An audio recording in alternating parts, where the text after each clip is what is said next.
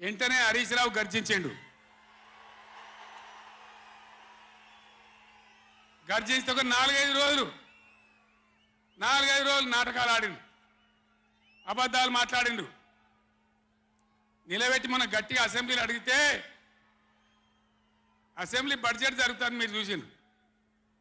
Budget జరుగుతుంటే ఏమవుతుంది? Budget అతి ముఖ్యమైన విషయం. ఎప్పుడు కూడా చరిత్రలో దాన్ని పక్కకు పెట్టి వేరే అంశాలు తీసుకోరు. కానీ అగమేఘాల మీద జరుగుతుంటే, ఆ రగడ జరుగుతుంటే, బిడ్డ మీ సంగతి బదాలను నిలబెడతా, మిమ్మలను ప్రజల ముందే తెలుసుకుంటాం అని నల్లగొండ చెలో నల్లగొండ నేను పిలిపించిన.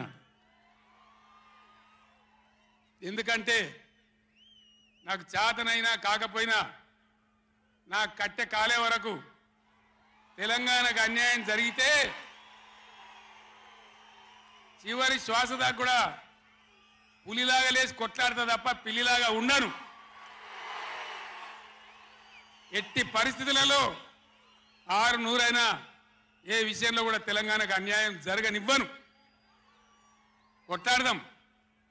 చెలో నల్గొండ ఇయ్యంగానే పిక్క పిక్క సచ్చుడు. ఇజ్జత్ మానం పోతుంది రాబాయి. కేసీఆర్ బొబ్బ పెడితే ఏం చేస్తామంటే ఏం చేస్తామని చేతులు విసుకొని కాళ్ళు విసుకొని అర్జెంటుగా బడ్జెట్ పక్కకు పెట్టి శాసనసభలో తీర్మానం పెట్టింది. ఆ తీర్మానం కూడా చక్కగా లేదు. వాళ్ళ తెలివి సల్లారా. సాగునీళ్ళు తాగునీళ్ళు అని పెట్టిండ్రు, కరెంటు ఉత్పత్తి పెట్టలేదు మళ్ళీ దానిలో. ఆ తీర్మానంలో కూడా అంత తెలివి తక్కువ తీర్మానం. అది పెట్టి ఇక మామ అనిపించుకున్నారు. అయిపోయింది కదా. ఒక రైతుకు పంట పండిందట, వడ్ల రాసేయింది. ఎందుకంటే రాసేవాడు ఎత్తుకపోకుండా పొత్తు పోసేది, పొత్తులు ఆ బూడిదో శుద్ధో ఏదో పోసేది. పక్క రైతుని పిలిచి పొరుగు రైతు పొత్తు వైరాబాయ్ అంటే ఉంటే నాకేంది పోతే నాకేంది పులిగోవాలి కానీ పొత్తు పోసిందట. వీళ్ళది ఏం పోతుంది? వాళ్ళకు కావాలి పదవులు, వాళ్ళకు కావాలి పైరవీలు, వాళ్ళకు కావాలి డబ్బులు తప్ప ప్రజల హక్కుల గురించి లేదు. నాడు లేదు, నేడు లేదు. దయచేసి నేను మీ అందరినీ కోరేది ఒకటే, అన్ని సందర్భాల్లో పోరాటమే ఉండదు. అవసరమైనప్పుడు పోరాడాలి, పోరాటానికి సిద్ధంగా ఉండాలి.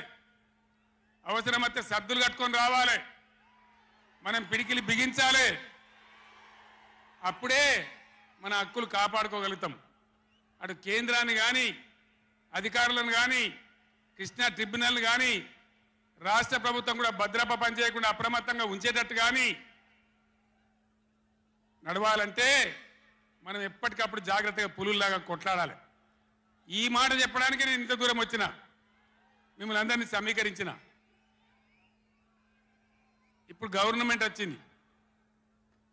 గవర్నమెంట్ వచ్చిన కాడి నుంచి మీరు చూస్తాను, ఎవడన్నా కొత్త గవర్నమెంట్ వస్తే ఏం చేయాలి? పోయిన గవర్నమెంట్ కంటే 4 మంచి పనులు చేస్తాం, ప్రజలు అవదనిపించుకుంటామనే మాట ఉండాలి, ఆరాటం ఉండాలి. ఒక్కటన్నా మంచి మాట ఉన్నదా? ఒక్కటన్నా? పొద్దున్న